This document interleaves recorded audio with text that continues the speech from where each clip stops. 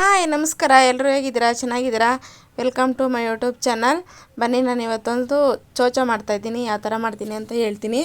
ಮೊದಲಿಗೆ ಒಂದು ಸ್ವಲ್ಪ ಹೆಸ್ರು ಕಾಳು ನೆನೆಸ್ಬಿಟ್ಟು ಒಂದು 5 ಅವರು ಅದನ್ನೊಂದು ಕಾಟನ್ ಬಟ್ಟೆಯಲ್ಲಿ ನೆರಳಲ್ಲೇ ಒಣಗಿಸ್ತೀನಿ, ಫ್ಯಾನ್ ಅಡಿಲಿ. ಅದು ಒಣಗೋ ಅಷ್ಟೊತ್ತಿಗೆ ನಾನು ಒಂದು ಚೋಚ ಮಾಡ್ಕೊಳ್ಳೋಕ್ಕೆ ಹಿಟ್ಟು ರೆಡಿ ಮಾಡ್ಕೋಬೇಕಲ್ವ.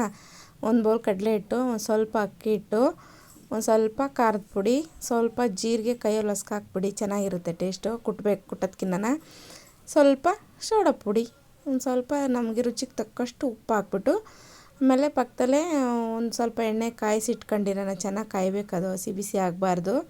ಚೆನ್ನಾಗಿ ಕಾದಷ್ಟು ಅದೊಂದು ಸ್ವಲ್ಪ ಚೆನ್ನಾಗಿ ಕ್ರಿಸ್ಪಿಯಾಗಿ ಬರ್ತೈತೆ ಚೋಚು. ಅದನ್ನು ಚೆನ್ನಾಗಿ ಆ ಥರ ಉಂಡೆ ಆಗೋ ಥರ ಹಿಚ್ಕಿ ಎಲ್ಲ ನೋಡಿದರೆ ಅವಾಗ ಉಂಡೆ ಥರ ಆಗಬೇಕು. ಚೆನ್ನಾಗಿ ಕಲಿಸ್ಬಿಟ್ಟು ಸ್ವಲ್ಪನೇ ನೀರು ಹಾಕ್ಬಿಟ್ಟು ಹದವಾಗಿ ಚೆನ್ನಾಗಿ ಕಲಸಿ, ಸ್ವಲ್ಪ ಚಪಾತಿ ಹಿಟ್ಟಿನ ಸ್ವಲ್ಪ ಮೆತ್ತಗಿರಬೇಕು, ಅಷ್ಟು ಗಟ್ಟಿ ಥರ ಇರಬಾರ್ದು, ಸ್ವಲ್ಪ ಮೆತ್ತಗಿರಬೇಕು. ಅದು ಚಕ್ಲಿ ಒಳ್ಳಲ್ಲೆಲ್ಲ ಬೀಳಬೇಕಲ್ವ ಎಣ್ಣೆಗೆ. ಆಮೇಲೆ ಅದು ರೆಡಿ ಮಾಡ್ಕೊಳ್ಳೋ ಅಷ್ಟೊತ್ತಿಗೆ ಆ ಕಡೆ ಇನ್ನೊಂದು ಒಲೆ ಮೇಲೆ ಎಣ್ಣೆ ಕಾಯಿಸ್ಕೊಳ್ಳೋಣ ಬಾಣಲಿಲಿ. ನಮ್ಗೆ ಹೆಂಗೆ ಬೇಕೋ ಹಂಗೆ ಆ ಚಕ್ಲಿ ಒಳ್ಳಲ್ಲಿ ಸಣ್ಣ ಹೋಲ್ ಥರ ಇರುತ್ತಲ್ಲ, ಅದನ್ನಾದರೂ ತಗೊಂಡು ಹೊತ್ಕೊಳ್ಳಿ, ಇಲ್ಲ ದೊಡ್ಡದಾಗಾದರೂ ಹೊತ್ಕೊಳ್ಳಿ. ಆಮೇಲೆ ಹೆಸ್ರು ಕಾಳು ಕರಿಬೇಕಲ್ವ, ಈ ಥರ ಮಾಡಿ ಎಣ್ಣೆಲಿ ಹಾಕಿದರೆ ಅದು ಬೇಗ ತೆಗಿಯೋಕ್ಕೆ ಬರೋದಿಲ್ಲ. ಸಣ್ಣ ಕಾಳಲ್ವ, ಬೇಗ ಸಿಗೋದೋಗುತ್ತೆ. ಈ ಥರ ತಗೊಂಡು ಜಾಲದ್ರನ್ನ ಹಾಕೊಂಡು ಸ್ವಲ್ಪನೇ ಕರ್ಕೊಂಡು ಸೈಡ್ ಇಟ್ಕೊಂಬಿಡಿ.